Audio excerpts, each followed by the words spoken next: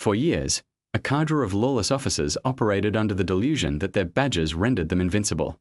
Each apprehension was a performance, every victim a testament to their dominion. Protests were systematically stifled before seeing the light of day. They weaponized intimidation, confident in the silence of their prey. Then, on a crisp autumn morning, their attention fell upon a young black mother making her way home from a hospital, her newborn cradled in her arms. To them, she appeared vulnerable, an easy target for their callousness. They were unaware that she was a formidable FBI special agent, her calm exterior a facade for years of meticulously built investigations into individuals precisely like them. When her reasoned refusal to comply without justification escalated to the brandishing of a firearm, they inadvertently ignited a chain of events that would fundamentally dismantle their world in ways they could not yet comprehend. Before we proceed further, kindly share your current location in the comment section and be sure to subscribe, as tomorrow's narrative is one you absolutely will not want to miss. The air carried the fragrant essence of autumnal decay as Naomi Carter strolled along Cedar Street, her newborn son, Elijah, nestled securely in her embrace. A physical weariness lingered from childbirth, which had occurred 3 days prior, yet her spirit overflowed with elation. The hospital identification band still encircled her wrist, a tangible link to their shared experience. "Look at you, my precious boy," she murmured, gently adjusting the soft azure fabric swaddling his delicate features. Elijah slept soundly, his breath's soft puffs against her chest, his perfectly formed fingers curled into miniature fists. The journey home was a modest 6 blocks from St. Mary's Hospital, but Naomi savored each step. Her body still bore the tenderness of recent birth, but she had been resolute in her decision to walk.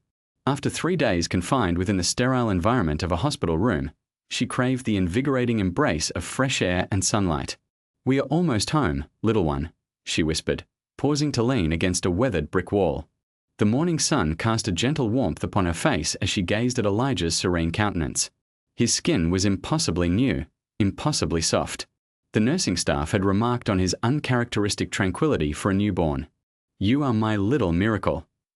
A sudden roar of an engine shattered the peace, followed by the jarring screech of tires on asphalt.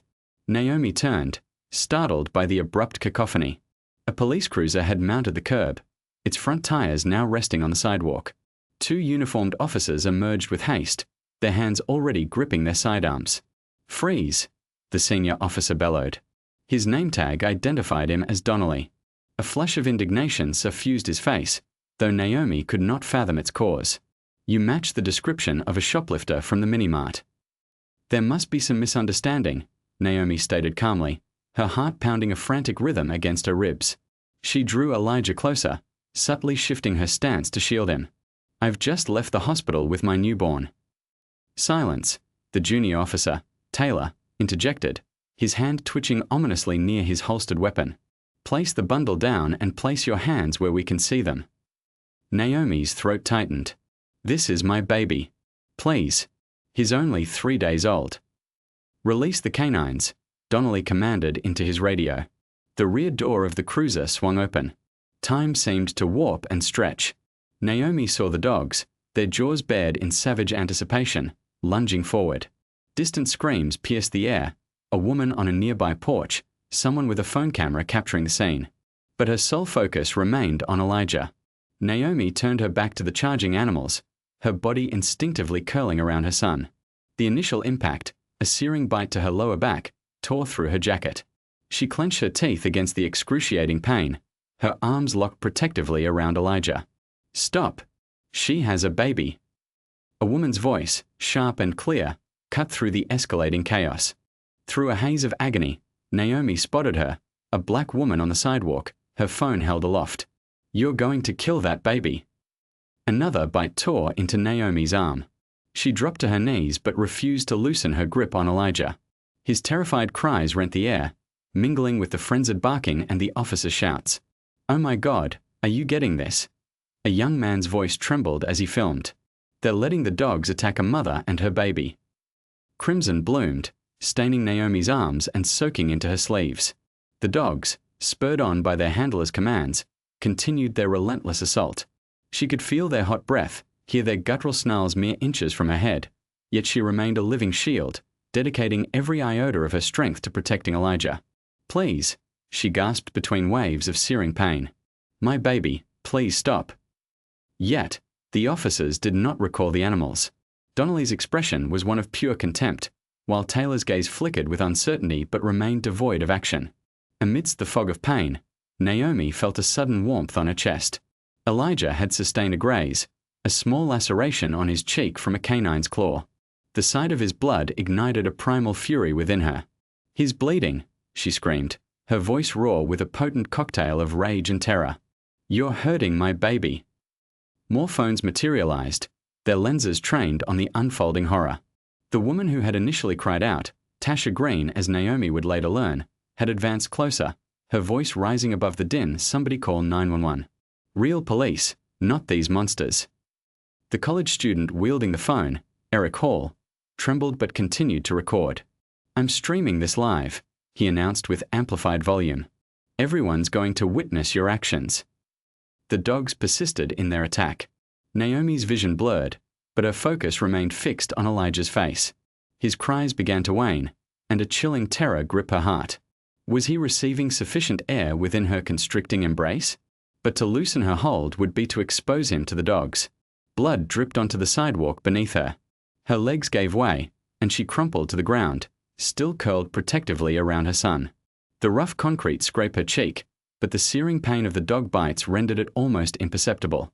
"That's enough," Taylor finally declared, his voice cracking. "Call them off." But Donnelly, lost in his perverse display of authority, watched with cold satisfaction as the dogs continued their onslaught. "She's resisting," he bellowed. Though Naomi had remained motionless save for her efforts to shield Elijah, the edges of her vision began to recede. Naomi's arms quivered under the strain of maintaining Elijah's safety. The murmur of gathering voices reached her ears. Someone was on the line with emergency services. Phones captured the scene from every conceivable angle. "Stay with me, baby," she whispered to Elijah, her voice barely audible above the pandemonium. "Mommy's got you. Mommy's not letting go." Her body was failing, but her arms remained locked around her son. As darkness encroached upon her sight, Naomi collapsed entirely onto the blood-splattered pavement. Yet, even in unconsciousness, her grip on Elijah never faltered. Her body remained a living shield around him, a mother's final bulwark against the world's cruelty. Officers Taylor and Donnelly hauled Naomi through the precinct entrance, her feet barely skimming the floor. Crimson stained her torn attire, leaving a macabre trail across the polished linoleum. Her arms still cradled Elijah, though they trembled with exhaustion and pain. "Look what the dogs dragged in," a desk sergeant quipped, eliciting scattered chuckles from nearby officers. The fluorescent lights overhead hummed as they forced her toward a metal bench. Naomi's legs buckled, and she sank onto the cold seat. Each movement sent surges of agony through her lacerated body, yet she kept Elijah close, her gaze returning to his face. The small abrasion on his cheek had ceased bleeding, but his eyes were wide with a profound fear. "Sure, baby," she whispered, attempting to soothe him despite her own suffering. "We are going to be all right." Donnelly swaggered to his desk, his chest puffed out with an almost avian arrogance. He exchanged a high five with another officer, while Taylor settled into his own chair, a visible tremor of unease about him. The younger officer repeatedly glanced at Naomi's wounds, then quickly averted his gaze. "Better get that report started," Donnelly announced loudly, cracking his knuckles over his keyboard. "Let's see." Suspect displayed aggressive behavior when approached by officers. "How does that sound, Taylor?" Taylor nodded faintly. "Yeah, sure." "Oh, this is good," Donnelly continued, typing with exaggerated flourish. Subject refused multiple verbal commands and demonstrated hostile resistance necessitating canine intervention. He surveyed his colleagues with a proud smirk. "That's how you cover your assets, rookie." More officers congregated, offering suggestions for the report. Each fabricated detail sent a hotter surge of indignation through Naomi. "Don't forget to mention she was endangering the infant," someone called out. "Good one," Donnelly chuckled. "We were protecting that baby from her erratic behavior." Naomi's hand trembled as she reached for her purse, which had somehow remained slung over her shoulder throughout the ordeal. The movement sent fresh waves of pain through her ravaged arms, but she persevered. Several officers tensed, their hands instinctively moving toward their weapons. "Slowly," Taylor barked. "Keep those hands where we can see them." With deliberate care, Naomi withdrew her hand. But instead of the anticipated threat, she produced a small, leather-bound wallet. Blood smeared its surface as she flipped it open. The polished gold badge caught the harsh precinct illumination, casting fleeting reflections across faces that suddenly drained of color. The letters FBI stood out in stark relief. The room fell into an absolute hush. An officer's coffee cup slipped from his grasp, shattering on the floor. No one moved to clean the debris. Donnelly's smirk dissolved like mist in the summer sun. His fingers froze above his keyboard, the half-formed false report glowing accusingly on his screen. "That's," Taylor's voice cracked. He cleared his throat and attempted again. "That's got to be a fake." "Special Agent Naomi Carter," she stated, her quiet voice resonating in the stunned silence. "Currently assigned to the Public Corruption and Civil Rights Division." Each word was delivered with precise articulation, despite her pain. "Would you care to verify my credentials with the Bureau?" Officers began to retreat from Donnelly's desk as if it radiated contagion. Their earlier bravado evaporated, replaced by the dawning, chilling realization of their grave miscalculation and its recipient. "Now, hold on a minute," Donnelly stammered, his complexion shifting from crimson to a ghastly pallor. "This is all simply a misunderstanding. We received a report of a shoplifter." "Save it," Naomi cut him off, her voice a steel-wrapped velvet. "Every second of your assault on a federal agent and her infant son was captured by multiple witnesses. Your body cameras too, I presume." A thin smile touched her lips. Unless, of course, they were conveniently deactivated. Taylor's hand instinctively moved to his camera, which was unequivocally active. His expression suggested he was calculating the potential federal prison sentence such footage might entail. Heavy footsteps approached from the hallway. Sergeant Bill Carnes appeared, his considerable frame filling the doorway. He surveyed the scene, the blood on the floor, the injured woman, the conspicuously silent officers, and finally, the FBI badge still gleaming in Naomi's hand. "What's going on here?" he demanded, though his eyes conveyed an immediate understanding of the gravity of the situation. The subtle tremor in his usually authoritative voice betrayed his comprehension of the severity of the predicament. "Sergeant Carnes," Naomi acknowledged him with a slight inclination of her head. "Your officers just unleashed K-9 units on a federal agent without warning, cause, or provocation. They allowed the dogs to continue their attack even after witnessing me shielding an infant." She gently shifted Elijah, revealing the crimson scratch on his cheek. "They injured my 3-day-old son." Carnes's jaw tightened. He could already envision the headlines, the impending lawsuits, the federal investigation that would undoubtedly shatter his precinct. "I'm sure we can handle this with professionalism," he began, adopting his practiced diplomatic tone. "These situations are invariably more complex than they initially appear." "10 minutes," Naomi interrupted, her voice barely a whisper. Blood still dripped from her arm onto the floor as she spoke. "That's all it takes for a career to end. One phone call to my supervisor, one email to Internal Affairs, one press conference." Her gaze swept across each face, memorizing every detail. 10 minutes. The ensuing silence was absolute. Even the usual ambient sounds of the precinct, ringing phones, radio chatter, shuffling papers, seemed to vanish. Every officer in the room stood frozen, the crushing realization settling in that their comfortable world of impunity had just irrevocably fractured. Elijah whimpered softly, and Naomi adjusted her hold, wincing with the movement. Her wounds continued to bleed. Her body screamed for immediate medical attention, yet her eyes remained unwavering. She had dedicated years to building cases against corrupt officials. She understood the intricate workings of the system and how to dismantle it. Carnes opened his mouth, then closed it again. For the first time in his career, he had no move to make, no strings to pull, no favors to call in.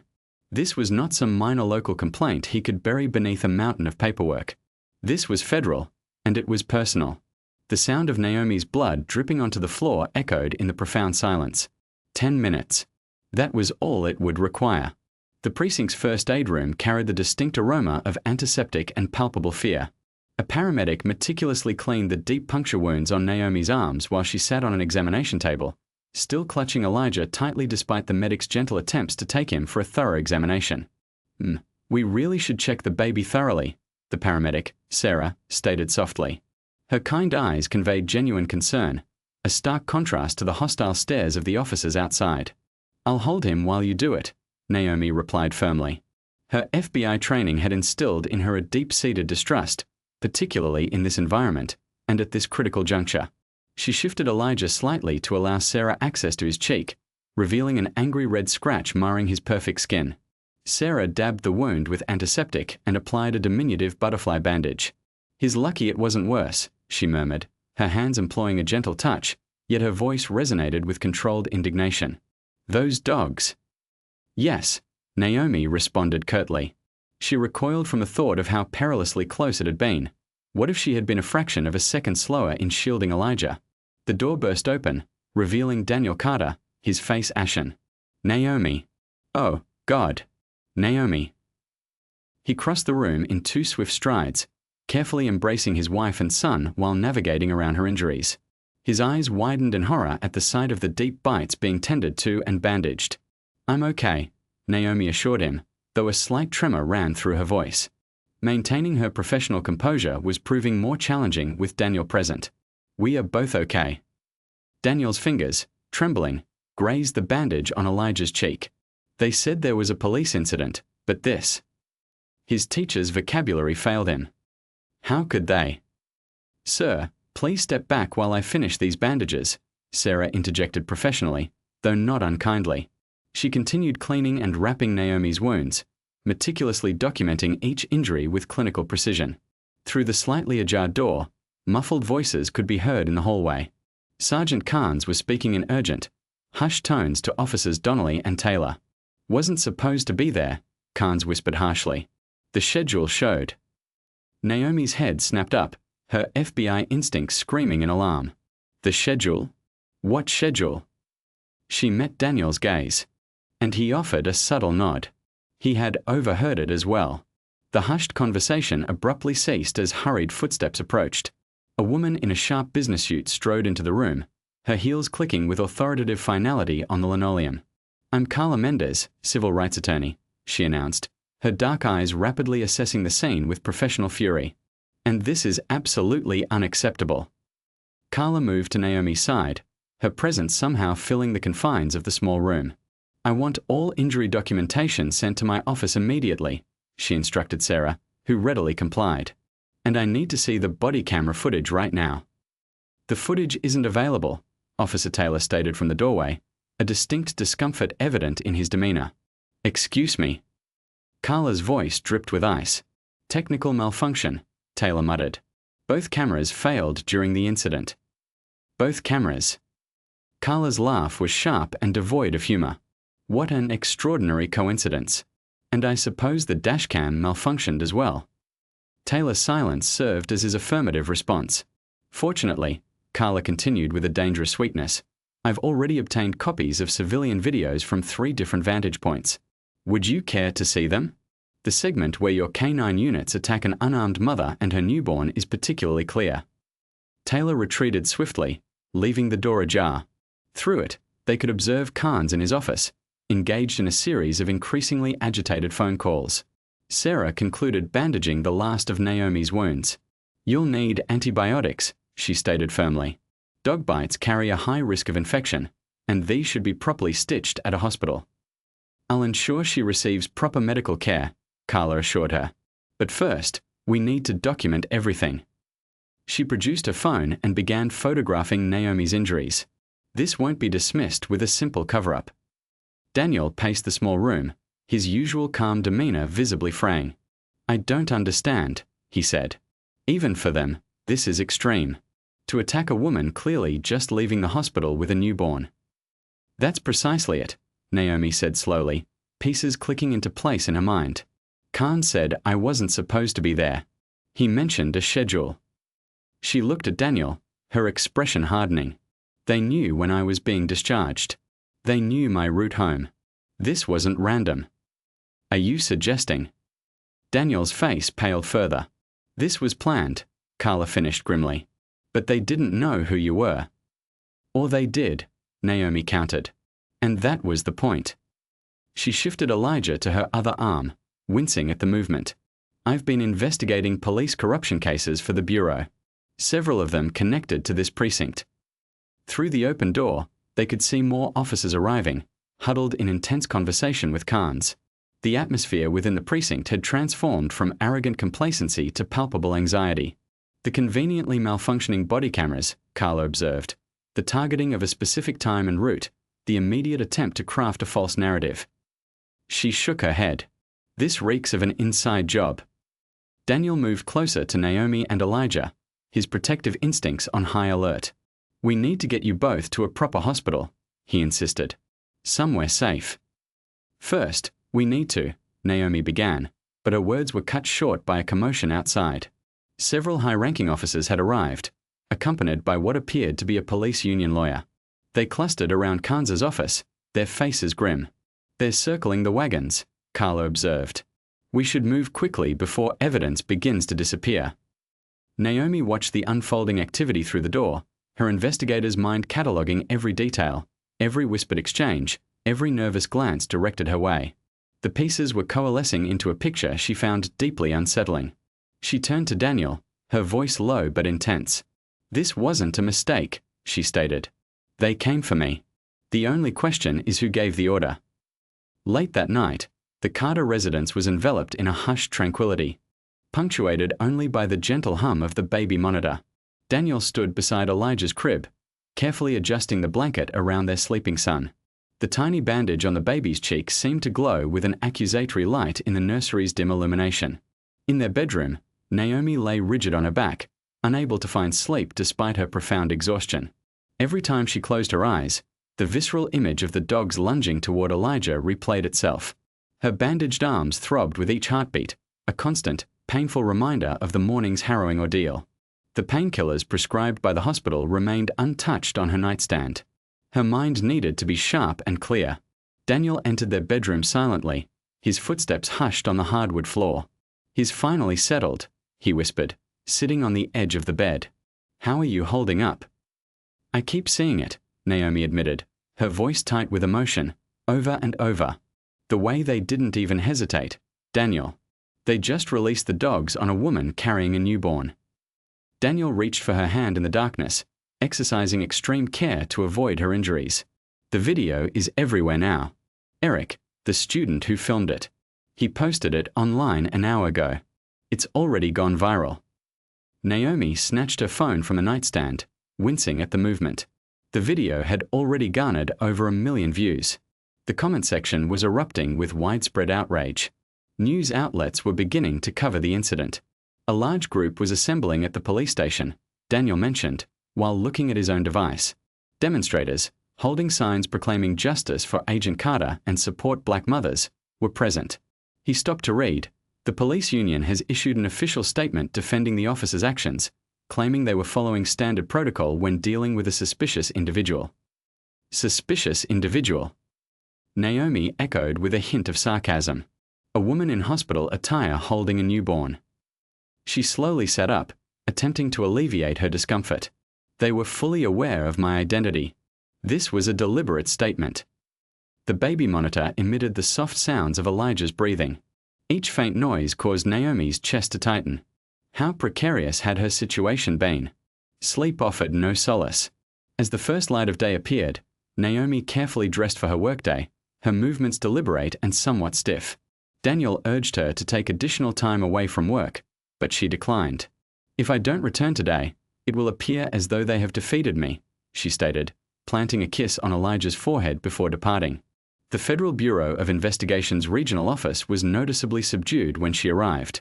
Heads turned as she made her way to her workstation, then quickly averted their gaze. Conversations ceased as she passed. The familiar environment felt unexpectedly unwelcoming. Her long-standing colleague, Tom Riker, approached her desk with evident unease. Naomi, he said softly, could we speak in private? They proceeded to an unoccupied conference room. Tom closed the door and lowered his voice further. This investigation is becoming too sensitive, he cautioned. There's considerable pressure from higher up to label it a regrettable misunderstanding and close the matter.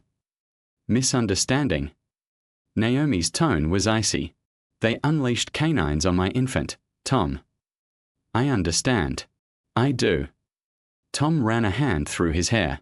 However, there are connections involved. Matters of greater significance than a few prejudiced officers.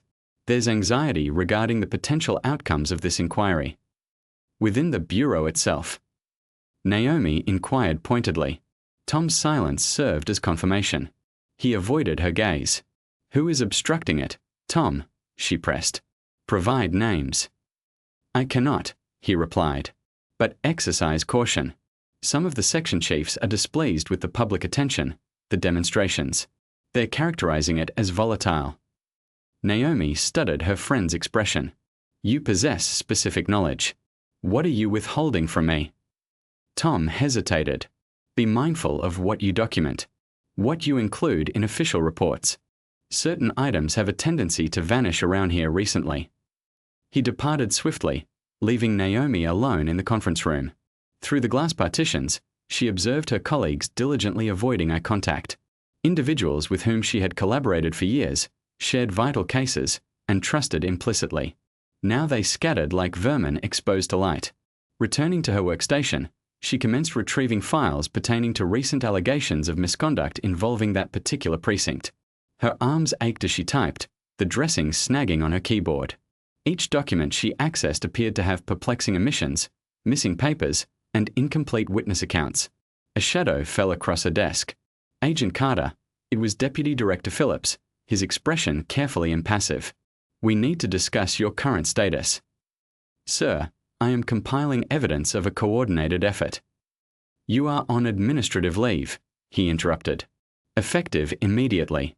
This is standard procedure following a traumatic event. Take some time to recuperate.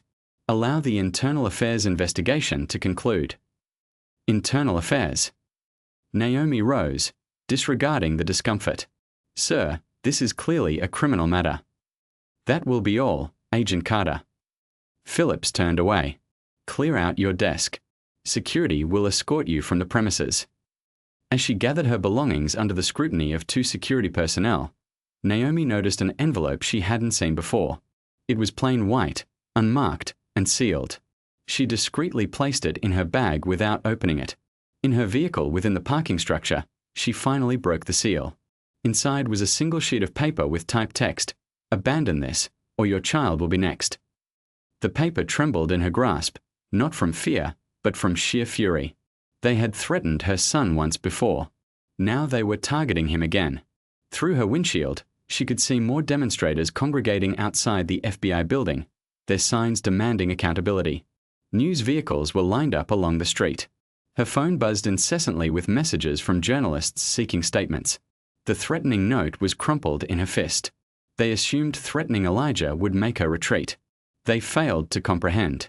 Threatening her child had only ensured she would dismantle their entire corrupt establishment.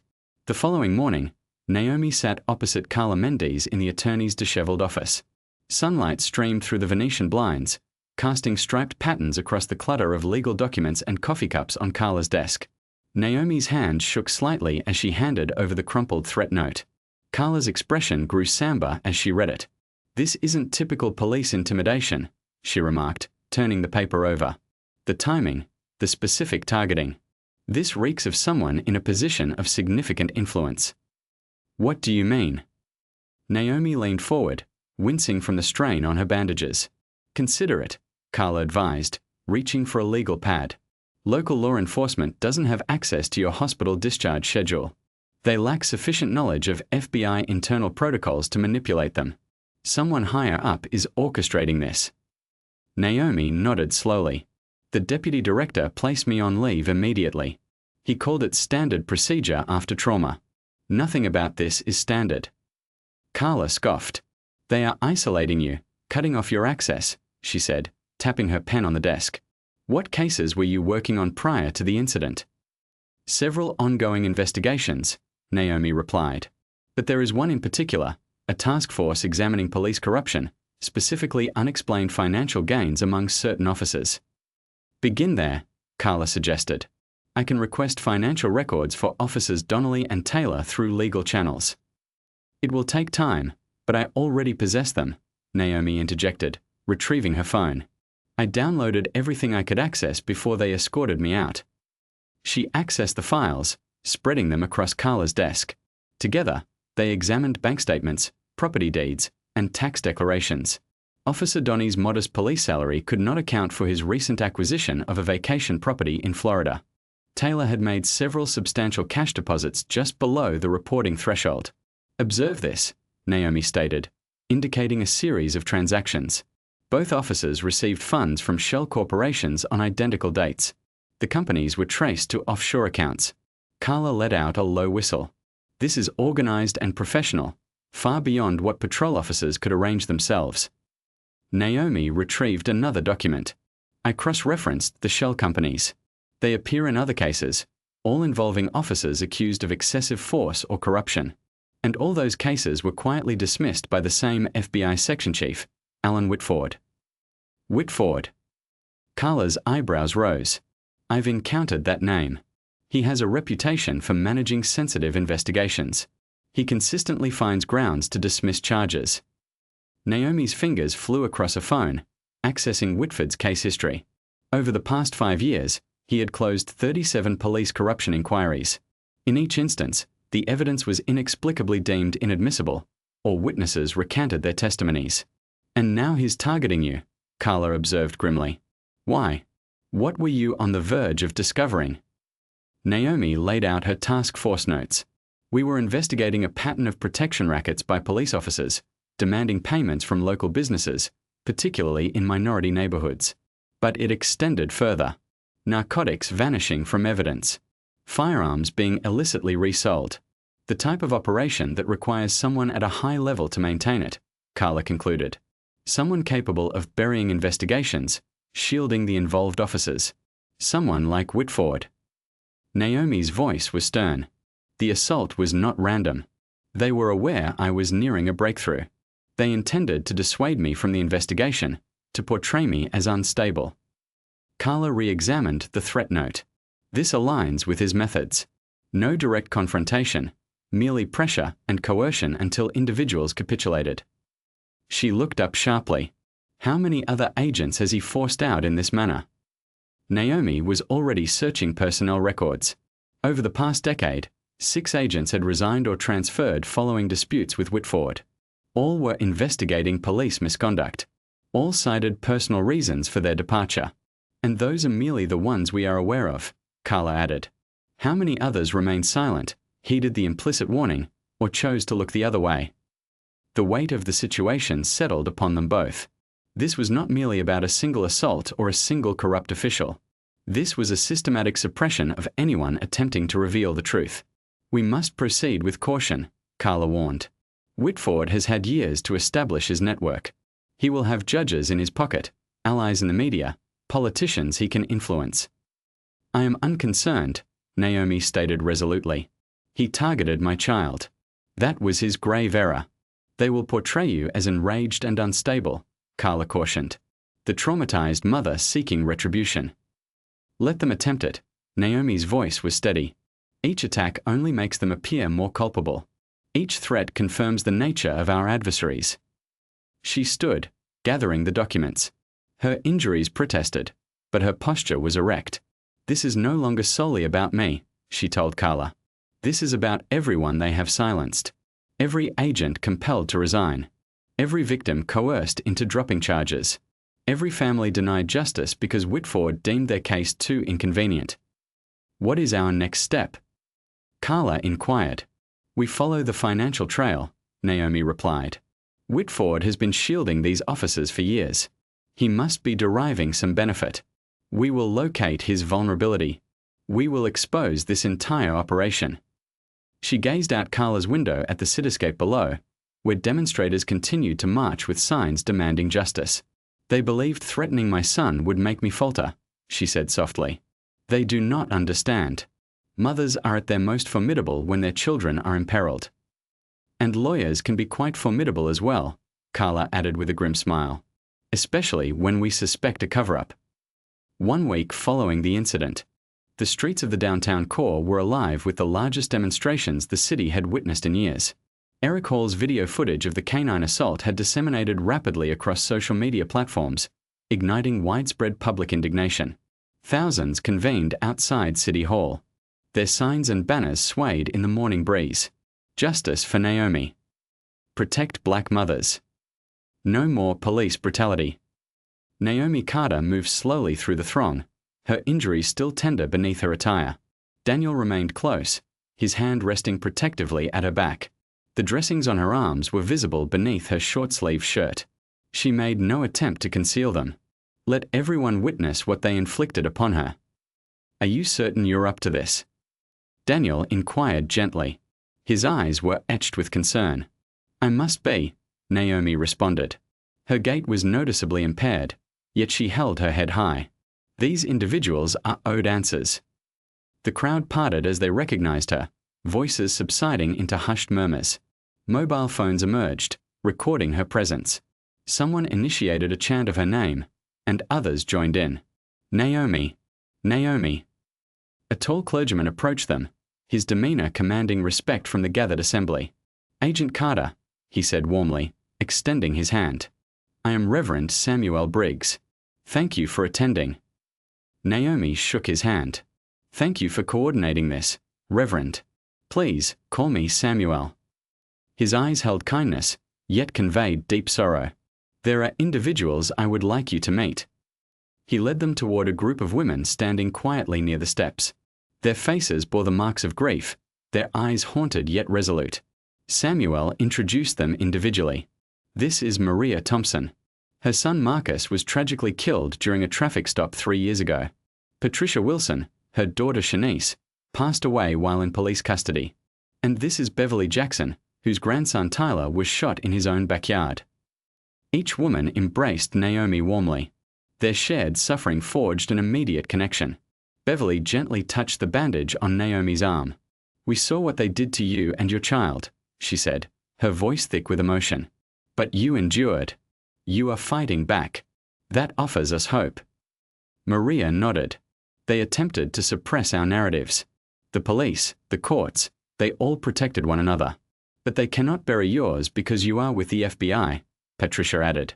They cannot label you a criminal or dismiss your account. Your badge compels them to listen. Naomi felt tears welling. I am profoundly sorry for your losses, she stated. What transpired with your children was unjust. And what happened to me demonstrates that the system remains fundamentally flawed. Share your story, Samuel encouraged, gesturing to the assembled crowd. They need to hear your voice. Naomi glanced at Daniel, who squeezed her hand in reassurance. Taking a deep breath, she turned to address the protesters. The pain in her leg screamed for her to sit, but she remained standing. A week ago, I was returning home from the hospital with my newborn son, she began, her voice carrying across the hushed assembly. I had just given birth. I was fatigued, sore, but immensely happy. She paused, regaining her composure. Then 2 police officers deemed me suspicious. They posed no questions. They did not verify my identification. They simply unleashed their canines. Angry murmurs rippled through the crowd. Naomi continued, her voice gaining strength. I am an FBI agent. I have dedicated my career to upholding the law, but none of that mattered in that moment. All they perceived was a black woman whom they could harm without consequence. She gestured to the grieving mothers beside her. These women lost their children to the same system. Their stories were disregarded, their pain dismissed. But I assure you this, I will not be silenced. I will not retreat. The crowd erupted in cheers. Samuel raised his hands, requesting quiet. What do you want us to do? Someone shouted. How can we assist? Remain peaceful, but remain vocal, Naomi responded. Document every detail. Share your experiences. The system relies on our silence, on our fear. But together, our voices are too powerful to be ignored. Beverly stepped forward, taking Naomi's hand. We stand with you, she declared. All of us mothers who have suffered, we are behind you. The chanting recommenced, louder this time. No justice, no peace. No justice, no peace. Samuel addressed the assembly. This is more than a singular event. This concerns the transformation of a system that treats our community as adversarial rather than as citizens. Naomi scanned the multitude of faces before her, young and old, of all ethnicities, united in a blend of anger and hope. Her injuries throbbed, but their collective energy provided her with strength. These people believed in her, trusted her to advocate for them. I will utilize every legal avenue at my disposal, she promised them. Every resource, every connection. The truth will be revealed. The crowd's response was thunderous. Daniel supported her as she swayed slightly, the strain of pain and emotion taking its toll. You should rest, he whispered. Naomi nodded, but her gaze caught a movement at the periphery of the crowd. Through the sea of protesters, she spotted a black sedan parked half a block away. Its official government plates identified it as an FBI vehicle. Behind the tinted windows, she could discern a man observing the proceedings intently. She maintained a neutral expression, feigning unawareness, but her mind was already racing. Someone was monitoring her, relaying information back to Whitford. The situation was escalating. Let's go home, she told Daniel, allowing him to guide her through the crowd. The protesters parted respectfully, many reaching out to touch her arm or whisper words of gratitude. The mothers hugged her goodbye, imploring her to maintain contact. Samuel pressed his card into her hand. You are not alone in this struggle, he assured her. Whatever you require, we are here. Back at the FBI office, Naomi waited by Tom Riker's workstation. Her fingers drummed against the polished surface as she watched him approach, a coffee cup in hand. His steps faltered upon seeing her. We need to discuss something, she said softly. Now. Tom glanced around the office, then gestured toward an unoccupied conference room. Once inside, Naomi closed the blinds. That FBI vehicle at the demonstration, she stated, crossing her arms. Who authorized the surveillance? Tom's expression tightened. You weren't supposed to notice that. I am trained to observe details, Tom, just as you are trained to provide direct answers to direct questions. He set his coffee down and ran a hand through his hair. Whitford is monitoring your every move, Naomi. Every action, every conversation. He has personnel throughout this building reporting back to him. Why? What is he concerned I will uncover? You need to abandon this, Tom warned. The canine incident, the protests. Let it go. Whitford will not cease until what? Naomi stepped closer. Until I am intimidated into silence. Until my career is destroyed. Or perhaps until something happens to my child. Tom's eyes widened. Has someone threatened Elijah? You tell me, Tom. You appear to possess considerable knowledge of current events. He looked away, a flicker of guilt crossing his features. I am attempting to assist you. Whitford. He has connections far beyond our authority. Police chiefs, judges, perhaps even higher. Naomi produced her phone and displayed bank statements. Officer Donnelly received 4 payments of $5,000 each in the past month. Officer Taylor received similar amounts, all originating from a company named Riverfront Holdings LLC. Tom's face grew pale. Where did you obtain those? I am proficient at my job, Tom. Riverfront Holdings traces back to a network of shell corporations, and whose signature appears on the incorporation documents. Whitford, Tom whispered. Not directly, but his wife's cousin. Same address, same phone number. Careless work for someone so cautious. She retrieved additional documents. Then there are these meetings between Whitford and Police Chief Harlan Crow. Always discreet, always in private settings. But parking receipts, surveillance footage, they leave traces. Jesus. Naomi, you've been exceptionally diligent. Tom leaned against the wall. I'm not the only one investigating. Carla Mendes, my attorney. She's constructing a RICO case. A pattern of corruption, abuse of power, misappropriation of federal funds. You cannot establish a connection between any of that and the canine assault. Not yet. Naomi's voice hardened. But Whitford and Crow meet every Thursday at the River's Edge Hotel, room 412. They believe it is secure, but the walls are thin. Understanding dawned on Tom's face. You've bugged the room. 2 days ago. Today is Thursday. She produced a small recording device. In approximately 3 hours, they will have their weekly discussion. Care to wager they will speak of the black agent causing disruption? This is reckless, Tom, he said. If they apprehend you, they will not hesitate. But I require your assistance, Tom. You are one of the honorable ones. I know you are. But remaining silent makes you complicit. He was quiet for a prolonged moment. What do you need? Provide me with an alibi this afternoon. If anyone inquires, I am pursuing the Morrison case in Southside. Tom nodded slowly. All right. But Naomi, be exceedingly careful. These individuals, I am acutely aware of their nature, she stated grimly. 3 hours later, Naomi was positioned in a service closet adjacent to room 402, headphones affixed. The recording device was capturing every utterance through the hotel partition. The protests are intensifying. Crow's voice was clearly audible. Your agent is becoming a significant impediment. She will relent, Whitford replied confidently. They always do when it becomes personal. The canine assault was intended to convey a message. Instead, it has transformed her into a martyr. Then we deliver a more potent message.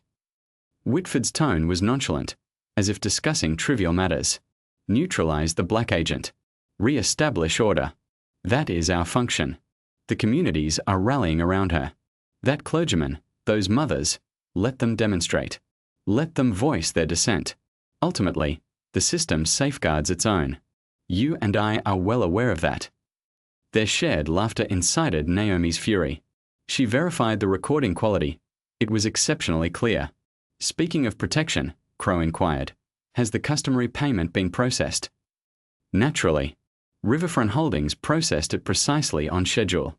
Maintain discipline among your subordinates, and everyone will remain content. Donnelly and Taylor are apprehensive about the FBI scrutiny. Assure them to remain calm. The investigation is in hand. Their financial dealings are completely unscrutinized. More laughter. Naomi's knuckles turned white as she overheard their boasting about their illicit gains, their influence, and their absolute certainty of invincibility. After 60 minutes, the gathering concluded. Naomi lingered until their footsteps had completely vanished down the corridor. She reviewed the recorded playback. It contained everything: the illicit transactions, the cover-up scheme, and the deliberate targeting of a federal operative. Her cell phone vibrated. A message from Carla arrived. Did you manage to secure it? Naomi offered a grim smile, her fingers tightening around the recording device. Did I get you? She murmured, then typed her reply. Every utterance. Meeting in 1 hour. My office. I'm bringing the United States Attorney. This concludes today. Naomi exited the hotel via a rear access point, the recording safely stowed in her coat. Her injuries still throbbed, but a surge of adrenaline coursed through her. Following today's events, the tenure of Whitford and Crow's corrupt enterprise would finally begin to unravel. She recalled Beverly, Maria, and Patricia, mothers who had suffered the loss of their children, and Eric Hall, who had courageously documented the assault, and Reverend Briggs and the demonstrators demanding accountability. Most significantly, she thought of Elijah, slumbering peacefully at home with Daniel. This was no longer solely about rectifying wrongs. It was about ensuring that no other mother would ever have to shield their infant from law enforcement canines. No other family would be forced to mourn the passing of their offspring due to venal law enforcement officers. The institutional framework may be flawed, but she possessed the evidence required to initiate its repair. 1 recording. 2 presumptuous individuals who believed themselves to be beyond reproach, and a mother's unwavering resolve to safeguard not only her offspring but every child within her community. Carla's legal chambers buzzed with intense activity as federal prosecuting attorneys meticulously examined the recording. Assistant United States Attorney Sarah Chen listened with rapt attention, her expression growing more severe with each damning statement uttered by Whitford and Crow. The sheer audacity is astounding, Chen remarked, removing her headphones. They made no effort to conceal their actions. Naomi sat upright, her discomfort notwithstanding. We also have the financial disclosures, she stated. Bank statements, fictitious corporations, the complete picture. This is textbook RICO, Carla interjected, unfurling documents across a desk. Corruption, witness coercion, misappropriation of federal resources, and the targeting of a federal operative. They face significant custodial sentences. Chen nodded. I will submit the indictments this evening. Judge Harlan's court convenes tomorrow morning. He is stringent yet just, renowned for his integrity. I have previous experience with him, Naomi confirmed. He consistently upholds the law, irrespective of the individuals involved. Later that evening, Naomi drove home with a palpable sense of relief. Streetlights cast warm circles of illumination on the pavement where, mere days prior, police dogs had attacked her. The memory still stung, yet now, justice felt within grasp. Daniel greeted her at the entrance, Elijah peacefully asleep in his arms. How did it proceed? Better than anticipated, Naomi replied, gently touching their son's bandaged cheek. The prosecutors are prepared to act. Tomorrow morning, everything will be revealed. You accomplished it, Daniel whispered, pride evident in his gaze. You truly did it. We did it, Naomi affirmed, leaning into his embrace. The entire community mobilized. Eric with his video, Reverend Briggs, those courageous mothers, everyone played a role. That night, for the first time since the assault, Naomi slept without nocturnal disturbances. The following morning, the steps of the federal courthouse teemed with demonstrators. Placards demanded justice for Naomi and an end to police malfeasance. Reverend Briggs led devotional services while mothers shared narratives of bereavement and optimism. Inside, courtroom 3 thrummed with palpable tension. Naomi sat beside Carla, her posture erect, her gaze fixed forward. Across the aisle, Whitford reclined casually, as though attending a minor traffic infraction hearing rather than facing federal accusations. Judge Raymond Harron entered, his judicial robes flowing. His severe countenance betrayed no emotion as Chen presented the evidence. Your Honor, this recording unequivocally demonstrates Section Chief Whitford and Police Chief Crow discussing illicit remunerations, obstruction of justice, and the deliberate targeting of Special Agent Carter. Harland listened to excerpts of the audio, his expression unreadable. Naomi observed him glancing frequently in Whitford's direction, but presumed he was assessing the defendant's reactions. Then, a subtle alteration in the judge's demeanor became apparent. Ms. Chen, he interrupted, how precisely was this recording procured? Through standard investigative protocols, Your Honor. Agent Carter. Was Agent Carter authorized to deploy recording devices in a private hotel suite? Harland's voice acquired a sharper edge. Given the imminent threat and ongoing criminal conspiracy. Yes or no, counsel? Harland demanded. Chen straightened. No, Your Honor. However, under Federal Statute 18 U.S.C. 2511, recording is permissible when. I am conversant with the statute, Harland stated, his tone growing frigid. I am equally familiar with the Fourth Amendment. This recording was obtained unlawfully, without appropriate authorization or judicial oversight. Carla rose abruptly. Your Honor, the evidence of corruption is undeniable. The bank records alone were discovered as a direct consequence of the illegally obtained recording. Harland cut her off. Fruit of the poisonous tree. Counselor, you are aware of the proper procedure. The gallery erupted in a chorus of indignant murmurs. Outside, the demonstrators' chants intensified. Your Honor, Chen attempted anew, given the gravity of these accusations. The gravity of the situation necessitates adherence to proper procedure, not its disregard, Harland declared. His gavel struck with the force of a gunshot. This recording is inadmissible. All evidence derived therefrom is likewise tainted. Naomi felt the room spin. This could not be occurring. Not after everything they had endured. Furthermore, Harland continued, I am ordering an internal inquiry into Agent Carter's unauthorized surveillance activities. Carla's hand grasped Naomi's arm. Your Honor, Agent Carter was safeguarding herself and her child from. From what precisely? Harland's eyes were like ice. All I perceive is a federal agent engaging in illicit wiretapping based on unsubstantiated suspicions. The case is dismissed. The gavel fell once more. Outside, protesters voiced their outrage. Naomi remained motionless, gazing at the man she had once held in high regard, the judge before whom she had testified on numerous occasions, whose reputation for impartiality seemed unassailable.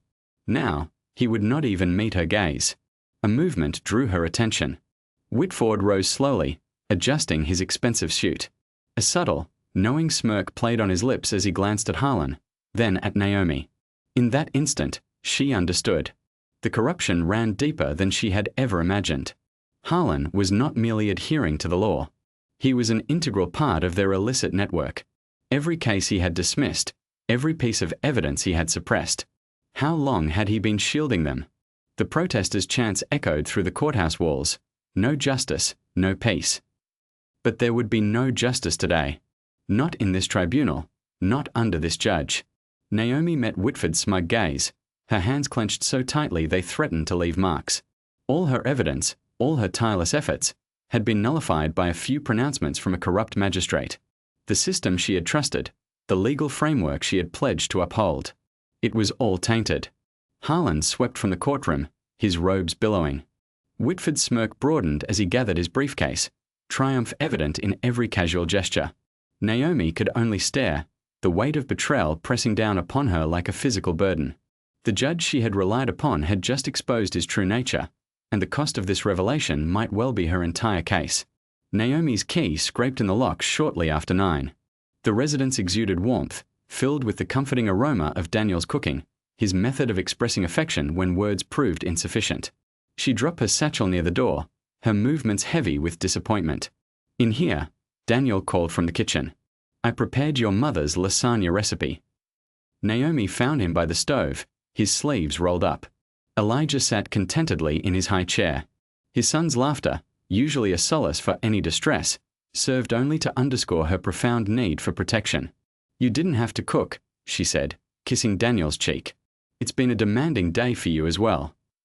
"That's precisely why I felt compelled to cook," he replied, stirring the sauce and adding more oregano. "It distracts me. Besides, someone was quite insistent on assisting." He gestured toward Elijah, who had somehow managed to get tomato sauce on his nose despite being nowhere near the stove. Naomi managed a faint smile, reaching over to wipe their son's face. Elijah grasped her finger, his tiny grip firm and trusting. The bandage on his cheek was smaller now, the abrasion healing, but the sight of it still caused her stomach to clench. "Would you like to discuss it?" Daniel inquired softly. "Not just yet," Naomi replied, sinking into a kitchen chair. "I simply need to process the judge. I place my trust in him, Daniel. I provided testimony in his court dozens of times. And now this." Daniel placed a glass of wine before her. Nourishment first, strategy later.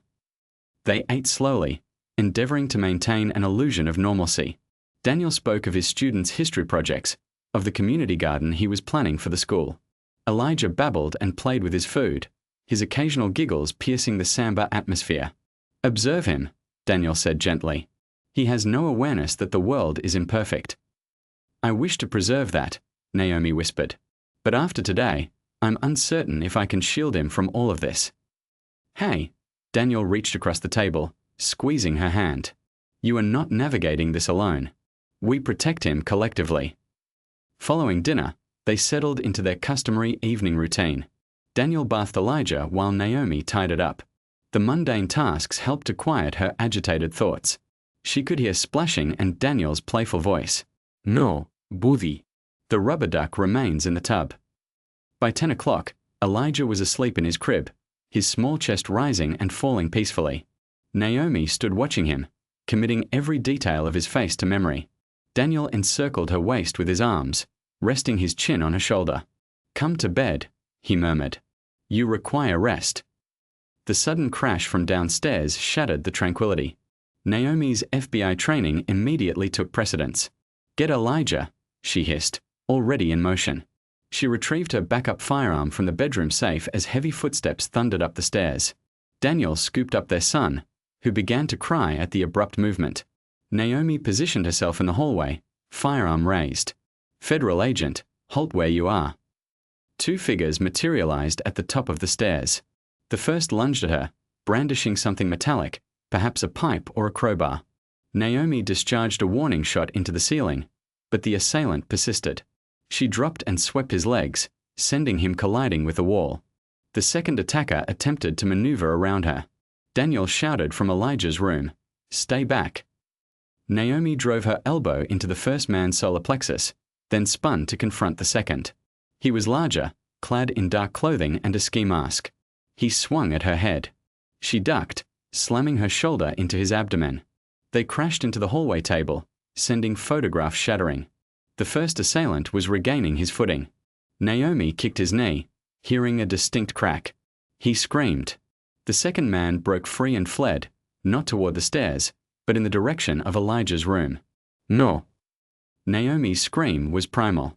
She fired again, grazing his shoulder. He stumbled but continued his advance. Daniel appeared in the doorway, still cradling Elijah. He swung the solid oak changing table at the intruder's head. It connected with a sickening thud. The man collapsed. Sirens wailed in the distance. The first assailant dragged himself toward the stairs, leaving a trail of blood from his injured knee. Naomi maintained her weapon's aim on him as he half fell down the steps. Daniel. Her voice trembled. Elijah, we are safe. Daniel's voice was steady, yet she could discern his rapid breathing. We are safe, little one. Look, Mama is here. Naomi turned to check on them and froze. Elijah's crib was overturned, the mattress spilling onto the floor. A hunting knife protruded from the wooden frame, embedded deeply where her son's head had been mere moments before. A note was pinned beneath it, the paper stark white against the dark wood. Final admonition. The second attacker groaned, beginning to stir. Naomi kicked his weapon away and apprehended him with her backup restraints. Her hands were steady, but fury burned through her veins like corrosive acid. Red and blue lights illuminated the street. Car doors slammed. Footsteps pounded up the stairs as local law enforcement responded to the discharged firearms. Naomi barely registered their questions. She stood in Elijah's room, fixated on the knife as crime scene investigators documented every detail. Daniel sat in the rocking chair, their son finally asleep against his chest. Agent Carter, one of the officers, approached cautiously. We require your statement. Naomi turned slowly, her voice glacial. Book them on charges of attempted murder of a federal agent, breaking and entering, assault with a deadly weapon, and attempted infanticide. I want their fingerprints, DNA, everything. And connect me with FBI Assistant Director Marcus, immediately. She then crossed to Daniel, touching Elijah's curls with trembling fingers. Their son stirred in his sleep, utterly oblivious to the narrow escape. Daniel clasped her hand, squeezing tightly. They will not cease, he whispered. No, Naomi's jaw clenched. But neither will I. If they desire conflict, then I shall provide it. The knife glinted under the crime scene lights, a metallic harbinger of the lengths these men and the corrupt system behind them were prepared to go. However, they had made a critical error. They had menaced a child, and there is nothing more perilous than a mother defending her infant. The sub-basement of Bethel AME Church carried the scent of aged hymnals and brewing coffee. Reverend Briggs had repurposed the Sunday school chamber into a temporary sleeping area, furnishing it with cots for Naomi, Daniel, and a portable crib for Elijah. It was not home, but it offered security. The Lord's house is your sanctuary for as long as you require it, Reverend Briggs stated, placing down a fresh pot of coffee. His resonant voice conveyed the gravitas of decades spent confronting injustice. These walls have provided refuge for many who stood against malevolence. Carla Mendez sat at the folding table, legal documents spread before her. She too had foregone sleep. Her typically immaculate suit was creased from prolonged effort. The assault changes everything, she declared. We can file federal charges now. They will suppress those as well, Naomi countered, pacing, her boots echoing on the concrete floor. Every few steps, she cast a glance at Elijah, slumbering in his crib. Daniel had finally dozed off on one of the cots, but she found no rest. Harlan proved the system is compromised. Then we escalate. Carla shuffled through her notes. The judge's ruling was entirely outside legal precedent. He had no grounds to suppress that recording because someone is manipulating him. Naomi ceased her pacing. The question is, who? The basement door creaked. Tom Riker appeared at the top of the stairs, his demeanor visibly anxious. May I come down? Reverend Briggs inclined his head, but Naomi observed his hand slide into his pocket, where she knew he concealed a small firearm. After tonight's attack, no one was taking any chances. I've been conducting a thorough investigation, Tom announced, joining them at the table. His tie was askew, dark circles under his eyes. Following the financial trail you unearthed. It extends beyond Whitford. It's larger than the department. What did you discover? Naomi leaned forward. Judge Harland. He is affiliated with Senator Gerald Maddox. They have a long-standing association. Maddox personally recommended Harland for the federal judiciary 15 years ago. Carla's pen scratched rapidly across her legal pad. The Law and Order Senator. He's been advocating for increased police appropriations and stricter penalties while simultaneously protecting corrupt officers, Naomi mused. Classic misdirection. Tom produced his mobile device, displaying photographs. Harlan and Maddox convene twice monthly at the Capitol Hill Club. Private dinners, no staff permitted. But observe who else was in attendance last month. Naomi's breath hitched.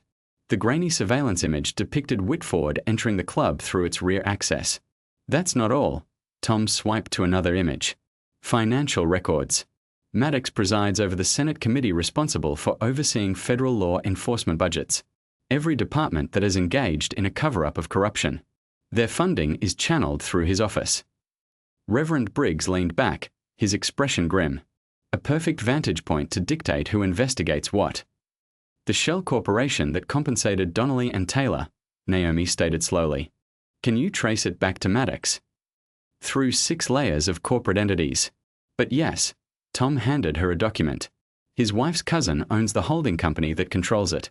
They are laundering millions, drug money, protection payments, kickbacks from evidence manipulation. Carla was furiously taking notes. We require federal warrants. Bank records, wire transmissions, those are processed through Harlan's court. Naomi interjected. He will alert them. Then we construct it incrementally. Carla's eyes blazed with determination. Initiate with tonight's assault. Those individuals will divulge information to save themselves. If they survive that long, Naomi's hand drifted toward her firearm. Maddox possesses considerable resources. Prison mishaps are not uncommon. The room fell silent, save for Elijah's soft breathing. Naomi observed her son, contemplating the multitude of other mothers whose children had been harmed by this corrupt apparatus. How many cases had Maddox concealed? How many victims had Harlan silenced? Good heavens, her voice trembled. This reaches the Senate. A sitting United States Senator is orchestrating a criminal enterprise through federal law enforcement agencies. And leveraging that authority to dismantle anyone who poses a threat to it, Reverend Briggs added softly. Tom shifted uncomfortably. Naomi, perhaps we should reconsider. Maddox can obliterate careers, families. They already attempted to assassinate my son. Naomi's words cut like steel. There is no retreating now. Then we require a strategy, Carla declared, pacing like a lawyer preparing for trial. Maddox has 3 tiers of protection. Corrupt officers on the street, Whitford within the Bureau, and Harlan on the judicial bench. We must dismantle all 3 simultaneously, or he will seal the breaches. And swiftly, Tom added, before they ascertain we are aware of the Senator's involvement. Reverend Briggs poured more coffee, his movements deliberate. The community will stand by you, Sister Carter. When you are prepared to proceed, we will mobilize thousands onto the streets to demand justice. We will necessitate them, Naomi stated, studying the photographs, memorizing faces and affiliations. But first, we need evidence that even Harran cannot dismiss, something that exposes the entire network. Tonight's attack is beneficial, Carla remarked. It demonstrates the lengths to which they will go. If we can prove Maddox orchestrated it.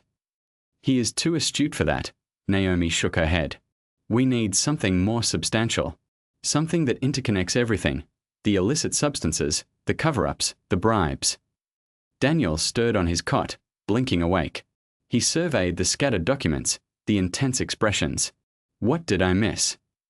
We have identified the puppet master, Naomi informed him. Senator Gerald Maddox. He has been safeguarding corrupt officers and judges for years, operating a criminal empire through federal agencies. Daniel sat up slowly. The senator advocating for stringent laws? The one who perpetually speaks of law and order. The perfect guise. Carla's voice was tinged with bitterness. While he preaches about justice, he is commodifying it to the highest bidder. Naomi sank into a chair, the enormity of the situation pressing down upon her, a United States Senator. The layers of influence and protection seemed insurmountable, but then Elijah whimpered in his sleep, and her resolve solidified. They had attempted to end her child's life to preserve this corrupt structure. Now, she would dismantle it, regardless of its stature. The basement grew quiet as they contemplated the magnitude of the challenge before them. Dawn was breaking outside, its pale light seeping through the high windows. Another day of confronting the system that was intended to uphold justice, But this time, they knew precisely who controlled the strings. The FBI press room buzzed with anticipation. News cameras lined the rear wall, their red lights blinking like predatory eyes. Reporters occupied every seat, their smartphones poised for live broadcasts. Naomi stood at the podium, the weight of her FBI badge palpable in her pocket. She wore a sharply tailored black suit that concealed her healing injuries, though she could not entirely mask her limp. The physical discomfort paled in comparison to what she was about to undertake. "Thank you all for attending." Her voice carried clearly through the microphone. "After 12 years of service with the Federal Bureau of Investigation, I am announcing my resignation. Effective immediately." Gasps rippled through the room. Camera shutters clicked rapidly. In the front row, she spotted Eric Hall, the student who'd filmed her attack. His face showed pure disappointment. "The events of the past month have made it clear that I can no longer serve effectively within the current system." Naomi gripped the podium edges. "When K-9 units were unleashed on me and my newborn son, I believed justice would prevail. I was wrong." Questions exploded from the crowd. Naomi raised a hand for silence. "To the community who supported me, who marched for justice, I'm sorry, but I must put my family's safety first." She let her voice crack slightly. No mother should have to choose between justice and her child's life. In the back of the room, she glimpsed Alan Whitford smirking. Let him think he'd won. Let them all think it. Outside, she could hear protesters chanting her name. Their voices fell silent as her words reached them through the building speakers. Signs lowered. Hope died. "I will be making no further statements and ask for privacy during this difficult transition." Naomi stepped back from the podium, ignoring the shouted questions. Carla met her in the hallway, playing her part perfectly. "Are you sure about this?" she asked loudly enough for others to hear. "It's over," Naomi replied, her voice hollow. "They won." They walked to the parking garage, followed by the echo of disappointed voices. In Carla's car, behind tinted windows, Naomi finally allowed herself a small smile. "Did Hale take the bait?" she whispered. Carla nodded, starting the engine. "Called my office 10 minutes after I leaked that you were considering a deal. He wants to meet tonight." Victor Hale was Maddox's fixer, the man who made problems disappear with briefcases full of cash. He'd been untouchable for years, too careful to leave evidence until now. "Location?" Naomi asked. "The Capitol Grill downtown. Private room in the back." Carla pulled onto the street. Tom confirmed Hale's regular table. "The restaurant's cameras have convenient blind spots." "Perfect." Naomi touched the small recorder hidden in her blazer. "How much is my silence worth to them?" Hale wouldn't say over the phone, but he mentioned retirement money. They drove in silence, passing groups of dejected protesters heading home. Naomi's heart ached seeing their lost expressions, but it would be worth it. Sometimes you had to appear to break before you could break your enemies. The Capitol Grill was old-school Washington power, dark wood, brass fixtures, and private booths where deals were made over aged whiskey. The Maitre d' led them to a secluded room in the back, heavy curtains blocking the view from the main dining area. Victor Hale waited alone, his silver hair immaculate, Rolex glinting as he stood to greet them. "Agent Carter, or should I say Ms. Carter, now just Naomi is fine." She shook his hand, noting his expensive suit, his practiced smile. The smile of a man who bought and sold justice like commodities. "Please sit," he gestured to the leather chairs. "I took the liberty of ordering wine, a 2015 Bordeaux. I believe you'll appreciate it." "I don't drink with strangers, Mr. Hale." His smile widened. "Direct. I like that." He sat, adjusting his cuffs. "Let's be equally direct, then. You've had a difficult month. My associates would like to ensure your future comfort in exchange for your discretion." "Discretion about what exactly?" Naomi leaned forward. The recorder pressed against her ribs. "Your accusations against certain officers. Your theories about internal corruption. The alleged connection to Judge Harlan." Hale sipped his wine. "All of it needs to go away permanently." "And if it does," he opened his briefcase, removed a document, a consulting position with a private security firm.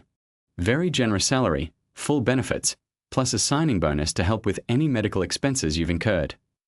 Naomi studied the contract. This is a lot of money to keep someone quiet. Consider it compensation for your dedicated service. Hale's voice was smooth as the wine. You have a young son to think about. His future education. His safety. The threat was subtle but clear. Naomi felt her anger rise but kept her face neutral. And my evidence. All copies handed over, of course, including anything your lawyer might have tucked away. He glanced at Carla. We know about the recording you tried to submit in court. That needs to disappear. You seem very concerned about that recording. Hale smiled thinly. Let's say certain conversations were not meant for public consumption. Chief Whitford was indiscreet, and Senator Maddox wouldn't want his name connected to any of this. The smile vanished. I never mentioned the senator. You didn't have to. Naomi pulled out a pen. I'm not stupid, Mr. Hale. I know who really runs things in this town. He studied her for a long moment. You're either very brave or very foolish to say that name. I'm just being direct. Like you said. She tapped the contract. So, this buys my complete silence about everything I've learned. Everything. Hale leaned back. Sign it and you'll never have to work again. Your son will want for nothing. All you have to do is walk away. Naomi pretended to read the final page. And if I don't, then accidents happen. To careers, to reputations. His voice hardened. To children. She forced her hand not to shake as she signed. The recorder caught every word, every threat. Hale's smile returned as he took the contract. Welcome to early retirement, Miss Carter. He extended his hand. You've made the wise choice. Naomi shook it, meeting his cold eyes. We all make our choices, Mr. Hale. The handshake sealed his fate, though he didn't know it yet. In her pocket, the recorder held enough to destroy them all. The taxi pulled away from Naomi's house as neighbors watched through their curtains. She'd made a show of loading suitcases, telling everyone within earshot that she was done with this corrupt city. Daniel stood on the porch, playing his part perfectly, waving goodbye with Elijah in his arms. Instead of heading to the airport, the taxi wound through back streets until it reached Reverend Briggs's church. Naomi slipped through the side door where Carla waited with a burner phone and laptop. The news is already reporting you fled town, Carla said, handing her the devices. Whitford's people are watching the airports. Good. Naomi settled into the church's small office, transformed into a temporary command center. Let them think I'm running scared. Reverend Briggs entered, carrying coffee. The basement apartment is ready. Nobody knows it exists except the original church founders. The hidden apartment dated back to the civil rights era when activists needed safe places to hide. Now it would serve justice again. Naomi touched the worn walls, feeling the weight of history. Daniel will bring Elijah at night, Briggs continued. No one will question a father taking his son to church. Naomi nodded, missing her baby already. But this separation was necessary. She had to appear completely isolated, cut off from support. Using the burner phone, she began leaving digital breadcrumbs, searches for offshore accounts, and cash transfers without detection, email drafts about meeting terms and payment locations, just enough to make it look like she was preparing to take the bribe. How long until they bite? Carla asked. Not long. Naomi checked her watch. Hale reports everything to Maddox. The senator's too arrogant to delegate this. He'll want to oversee it personally. She was right. Within hours, surveillance photos arrived from Tom Riker. Whitford had called an emergency meeting at Maddox's office. The trap was set. Days passed in the church basement. Naomi kept up appearances of being away while carefully monitoring communications. Daniel brought Elijah each night, those precious hours giving her strength.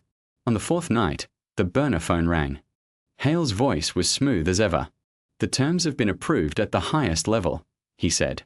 Cash payment tomorrow night. The senator wants to ensure everything is handled properly. Where? Naomi asked. The Mayflower Hotel. Presidential suite. Come alone. Perfect. The Mayflower security cameras covered every angle, and the presidential suite's antique mirrors would make excellent recording spots. Naomi spent the next day preparing with Carla. They planted microscopic cameras and recorders throughout her clothing. Every word would be captured from multiple angles. Remember, Carla warned, once they hand over the cash, they're committed. That's when they'll be most dangerous. I'm counting on it. Naomi checked her hidden weapons. They'll want to gloat. Men like Maddox can't help themselves. Evening fell over DC like a heavy curtain. Naomi took a circuitous route to the Mayflower, watching for tails. The hotel's elegant lobby was nearly empty when she arrived. The presidential suite took up half the top floor. 2 armed men in suits flanked the door. Private security, not police or federal agents. They patted her down but missed the well-concealed recording devices. Inside, Senator Maddox sat like a king holding court. Whitford stood at his right hand while Hale lounged on a leather sofa. A silver briefcase rested on the coffee table. Miss Carter. Maddox's voice dripped with false warmth. I'm so pleased we could resolve this unfortunate situation. Senator. Naomi kept her voice neutral. I didn't expect you to handle this personally. Some matters require a personal touch. He gestured to the briefcase. Shall we? Hale opened it, revealing neat stacks of $100 bills. $2 million as agreed. Tax-free, of course. Of course. Naomi forced herself to smile. And this buys your complete protection. It buys your complete silence. About everything, Alan, Whitford corrected sharply. Let's be civilized, Maddox chided. Ms. Carter understands the arrangement. Don't you, my dear? I understand perfectly. Naomi touched the money. This covers the canine attack, the cover-up, Judge Harlan's ruling, and any other theories you might have developed, Maddox finished smoothly. Consider it a retirement package in exchange for your discretion. Whitford pulled out documents. Sign these first. Non-disclosure agreements, very thorough. Naomi took the pen, making sure her recorders caught every word. And if I ever change my mind, then accidents happen. The world is a dangerous place. Maddox's smile turned cold. Accidents happen to former agents, to their families, to their infant sons. Are you threatening my baby, Senator? I'm merely stating facts, like the fact that your son's daycare has very limited security or that your husband's school parking lot is quite dark at night. The recorders caught it all. The threat, the menace in his voice, the casual way he endangered a child. Sign, Whitford commanded. Naomi signed, her hand steady. Each signature captured another federal crime. Conspiracy, witness tampering, extortion. Welcome to the private sector, Maddox said, pushing the briefcase toward her. I trust we'll never see each other again. No, Senator. Naomi stood, lifting the case. You won't see me coming at all. She left the suite, keeping her pace measured. In the elevator, she whispered into her hidden recorder, got every last one of you. The evidence was perfect.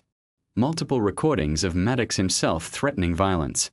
Whitford on tape facilitating bribes. The money itself marked and traced. Their own arrogance had finally brought them down. Tomorrow, everything would explode. But tonight, she'd let them celebrate their imagined victory.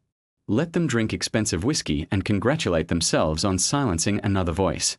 They didn't know that their own words had just destroyed them, that their threats and bribes were already being processed as evidence, that their empire of corruption was hours away from crumbling. Naomi stepped into the night, the briefcase heavy with their guilt. Justice had been delayed, but it could no longer be denied. The National Press Club buzzed with anticipation. Hundreds of reporters packed the main ballroom, cameras ready, laptops open. The room hadn't been this full since the Watergate hearings. Reverend Briggs stepped to the podium, his presence commanding immediate silence. Behind him, a massive screen dominated the wall. The air felt electric with tension. Today, we witness what one woman's courage can accomplish, Briggs began, his deep voice filling every corner. When they attacked her, they thought she would break. When they threatened her child, they expected her to run. When they offered millions for her silence, they believed she would sell her soul. He paused, scanning the crowd. They were wrong. Naomi emerged from the side entrance, walking tall despite her still visible scars. She wore her FBI badge prominently, a silent statement that she had never truly resigned. The room erupted in flashbulbs. Ladies and gentlemen, Briggs continued, I present to you Special Agent Naomi Carter, the woman who refused to be broken. As Naomi took the podium, her hand steady on its wooden edges, scattered applause grew into a thunderous ovation. She waited for silence before speaking. 2 months ago, I was attacked by police dogs while holding my newborn son. Her voice was clear, unwavering. That attack was no accident. It was orchestrated by powerful men who thought themselves above the law. Today, you'll hear their own words convict them. She pressed a button. The screen came to life with crystal clear audio and video from multiple angles inside the Mayflower Hotel's presidential suite. Senator Maddox's face filled the screen, his casual threats about Naomi's baby echoing through the stunned room. Reporters frantically typed as the senator's own words exposed his corruption. The recording shifted to earlier footage. Chief Harlan Crow and Alan Whitford appeared, laughing about breaking the black agent. Their mockery of her pain drew audible gasps from the audience. "Notice the date stamps," Naomi said, pointing to the corner. "This meeting occurred hours after the K9 attack. While I lay in the hospital, they celebrated." The evidence continued mounting. Judge Raymond Harlan appeared in a recorded phone call, assuring Whitford that he would handle the evidence situation. Bank records flashed across the screen, showing millions flowing through shell companies. Social media exploded in real time. Justice for Naomi and corruption exposed started trending nationwide. Reporters were already broadcasting live updates to their networks. "This conspiracy reaches from street level to the United States Senate," Naomi continued. "It encompasses police officers, federal agents, a federal judge, and a sitting U.S. senator. They built an empire of corruption, protecting criminals while punishing honest citizens." She played the final recording. Maddox authorizing the $2 million bribe. Confident in his immunity, his voice filled the room. Accidents happen to former agents, to their families, to their infant sons. The audience erupted in outrage. Phones buzzed with breaking news alerts. Outside, crowds began gathering, drawn by the live broadcasts. "I am not their first victim," Naomi said, her voice rising. "But I will be their last." As if on cue, the screen split to show live feeds from multiple locations. FBI teams in tactical gear approached Whitford's office building. Police vehicles surrounded Maddox's mansion, lights flashing. "Federal arrest warrants were issued 20 minutes ago," Naomi announced. "Based on this evidence, a grand jury has already returned indictments for conspiracy, corruption, witness tampering, and civil rights violations." The cameras caught everything. Whitford being led out in handcuffs, his polished exterior crumbling. Chief Crow attempting to flee through his building's back door, running straight into waiting agents. Judge Harron, head bowed, surrendering at his chambers. Most dramatically, the live feed showed Senator Maddox barricaded in his study. He had barely finished shredding documents when his own front door burst open. To those who thought they could silence justice, Naomi's voice cut through the chaos. "This is your answer. To every citizen who has suffered under corrupt power. This is your vindication." Reverend Briggs stepped forward again, placing a supportive hand on her shoulder. The gesture spoke volumes. The union of legal authority and moral conscience working together to cleanse the system. Reporters shouted questions, but Naomi held up her hand. "There will be time for questions later. Right now, justice is still being served. Watch." The screen showed Maddox being escorted out of his mansion in handcuffs, his expensive suit wrinkled, his face ashen. Decades of untouchable power crumbled in minutes. More arrests followed. Officer Donnelly and Taylor, the K9 handlers who attacked Naomi, were taken from their homes. Victor Hale, attempting to board a private jet, was intercepted on the runway. "Let this be clear," Naomi declared, her voice filling the stunned silence. "No one is above the law. No badge, no gavel, no Senate seat grants immunity from justice." The evidence kept playing behind her. An endless stream of corruption exposed to sunlight. Each new revelation drew fresh gasps from the audience. Reporters scrambled to cover every angle, every detail of the unfolding story. Outside, the crowds grew larger. People gathered around phones and tablets, watching history unfold. Cheers erupted with each new arrest. Years of pent-up frustration with systemic corruption found release in this moment of accountability.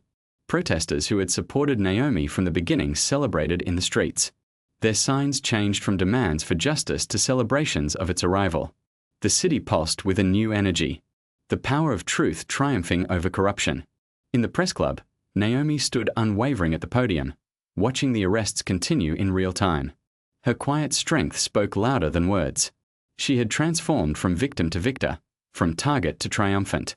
The story was far from over. These arrests were just the beginning. But in this moment, as the mighty fell from their corrupt thrones, justice felt tangible, real, undeniable. Inside the federal courthouse, the tension was suffocating.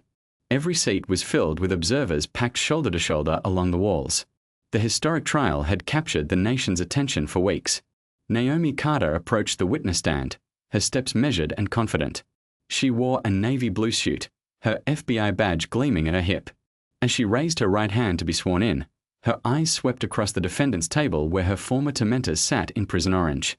Agent Carter, Carla Mendez began, her voice sharp and clear. Please tell the court about the events of May 15th. Naomi's testimony was devastating in its precision. She described the canine attack in detail that left several jurors wiping away tears. When she spoke about shielding baby Elijah, mothers in the gallery openly wept. And this was no random encounter, Carla continued, approaching a large screen. Show us Exhibit 27. The courtroom darkened.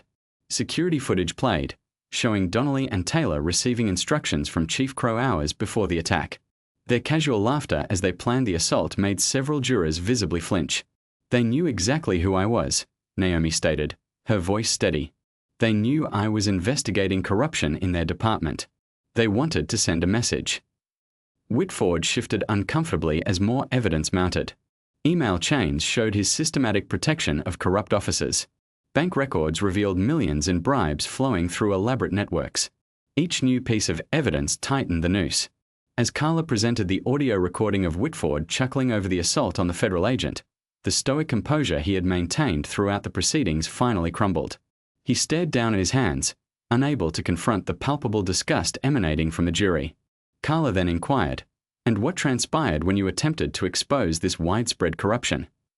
Naomi responded, her gaze shifting towards the former judge. Judge Harron obstructed every single effort. He declared vital evidence inadmissible, dismissed legitimate cases, suppressed official complaints, all while accepting illicit payments from Senator Maddox's organization. The prosecution then presented Harlan's financial statements, which revealed a pattern of substantial, questionable deposits occurring precisely when cases against Maddox's associates were inexplicably dropped. The former judge visibly diminished in his seat.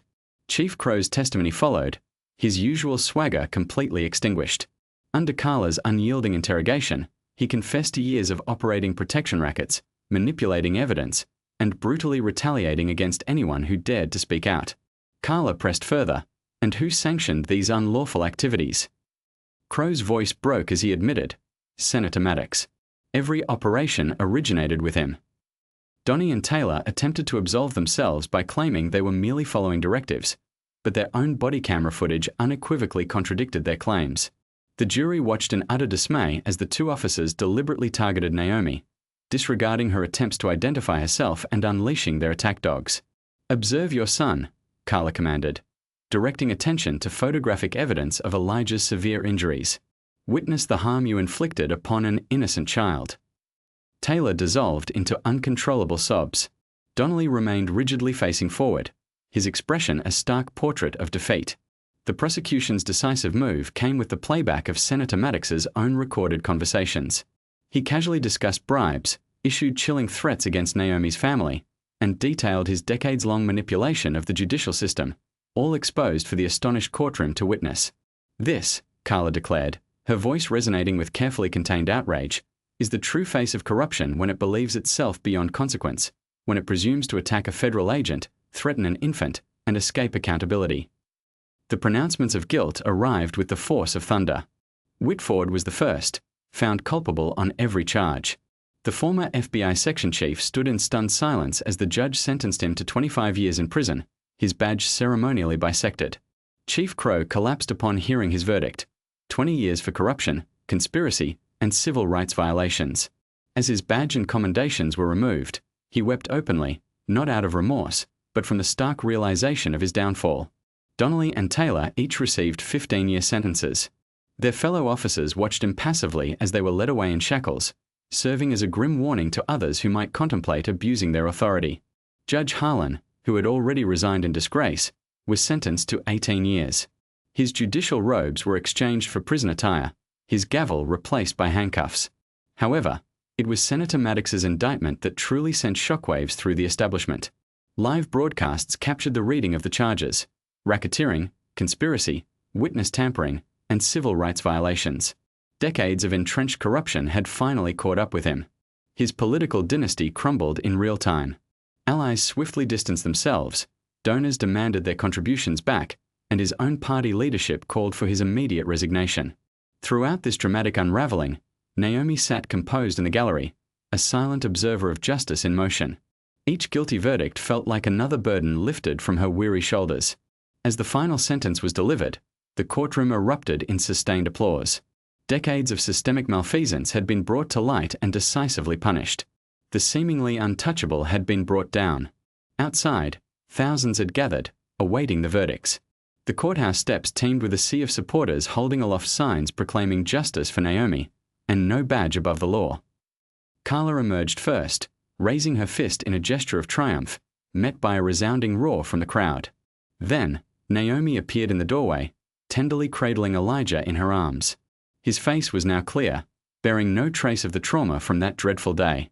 The sight of them, mother and child, standing victorious in the very place where corruption had once held sway, ignited a profound emotion within the crowd. It began as a murmur, then swelled into a powerful chant that echoed off the grand columns of the courthouse: "Naomi, Naomi, Naomi." She stood at the summit of the steps, Elijah held securely as the chant washed over them. This was not merely her triumph. It belonged to every victim of unchecked power, to every citizen yearning for justice, to every voice that had refused to be silenced. The chant intensified, carrying its promise across the city. The system could be cleansed. Corruption could be defeated. Justice could, and would, prevail. 6 weeks had passed since the landmark verdicts, and the late summer breeze carried the sweet fragrance of jasmine across Naomi Carter's front porch. Life had settled into a more peaceful rhythm. The setting sun painted the sky in hues of warm orange and pink, casting a serene glow over their suburban haven. Naomi sat in her favorite rocking chair, a thoughtful gift from Daniel shortly after they brought Elijah home from the hospital.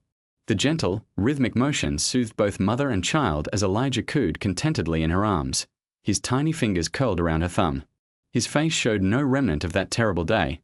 The small scratch on his cheek had vanished, leaving only Naomi's lingering memories of the profound terror. "How's my little man doing?" Daniel's voice called out from the grill, where the enticing aroma of marinated chicken perfumed the air. He wore his world's best dad apron, a gift from his students upon learning of Elijah's birth. Steam rose from the vegetables he had artfully arranged in a grilling basket, and the sheer domesticity of the scene made Naomi's heart swell with affection. "He's perfect," Naomi replied, her eyes following Elijah's as he watched a butterfly flit past. "Getting stronger every day." Unlike her son, Naomi's own scars remained visible, raised pink lines along her arms where the canine's teeth had torn into her flesh. She absently traced one, recalling the searing pain and the overwhelming instinct to protect her child.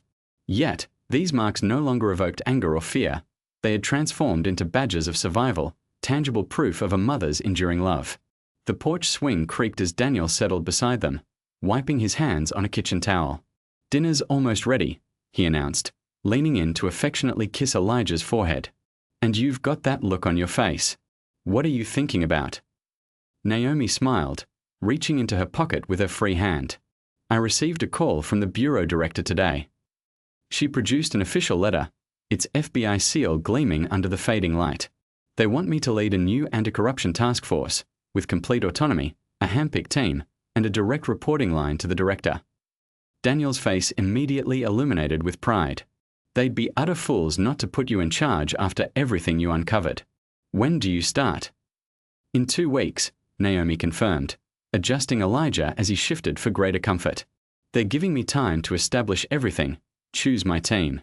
Tom Riker has already requested a transfer. He said he wants to work for someone who actually stands up for what is right." The mention of her former colleague brought a cascade of memories.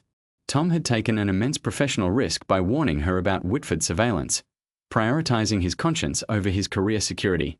It served as a poignant reminder that even within the most compromised systems, individuals of integrity could be found. "You realize what this means, don't you?" Daniel grinned, gently taking Elijah so Naomi could stretch. You're going to be these corrupt officials' worst nightmare. The woman who took down a senator, now with even greater authority to investigate corruption. Naomi watched as Elijah nestled into his father's chest, his small fingers clutching Daniel's shirt. That's precisely what is needed, she affirmed. Someone who understands their playbook, someone who has witnessed firsthand their methods of operation. She rolled her shoulders, feeling the gentle pull of healing tissue. These scars have taught me something crucial, she continued. They are not invincible. No matter how much power they believe they wield, justice can still reach them. The distant sounds of children playing drifted from down the street, accompanied by the faint bark of a dog. Once, such noises would have sent a ripple of anxiety through Naomi, but not anymore. She had resolutely refused to let them steal her peace of mind in addition to everything else they had attempted to take. Daniel returned to attend to the grill, maintaining a constant stream of affectionate baby talk that elicited delighted giggles from Elijah. Naomi closed her eyes, allowing the familiar sounds of their life to wash over her. Their home felt different now, not solely due to the new security system or the reinforced doors, but because they had faced the very worst and emerged stronger. The community, too, had undergone a transformation. Neighbors who had previously offered only cursory waves now stopped to converse, sharing their own experiences of injustice and sources of inspiration. Reverend Briggs had repurposed his church into a hub for civil rights organizing, utilizing Naomi's ordeal as a powerful catalyst for demanding accountability. Even Eric Hall, the student whose video played a pivotal role in exposing the truth, had switched his academic focus to journalism, determined to continue shining a light into the darkest corners. Earth to Naomi, Daniel called, gently drawing her from her reverie. Dinner is ready. Would you like to eat out here? It's such a beautiful evening. Naomi nodded, watching as he presented plates laden with grilled chicken and vegetables. The porch had become their cherished sanctuary since the trial concluded, a place to breathe, to heal, and simply to exist as a family. As they settled in to eat, Elijah began to drift into slumber in his carrier beside them, his tiny eyelids fluttering as sleep claimed him. Naomi gazed at his peaceful countenance, marveling at his inherent resilience. He would grow up knowing his mother's story, understanding that standing firm for justice was profoundly worth every scar and every sacrifice. The rocking chair's gentle sway mirrored Elijah's steady breathing as Naomi carefully lifted him into her arms once more. His weight felt like an anchor, grounding her firmly in this moment of perfect tranquility. The setting sun cast long shadows across their porch, but they no longer held any trace of fear. Naomi traced a finger along Elijah's cheek, her voice soft yet imbued with an unyielding strength as she whispered, "They tried to break us, but we are unbreakable." Daniel gently squeezed a shoulder, his touch conveying a deep, shared understanding. Together, they watched the last vestiges of sunlight paint their world in brilliant gold. Their home stood as a fortress of love and resilience, their future bright with the promise of justice yet to be realized.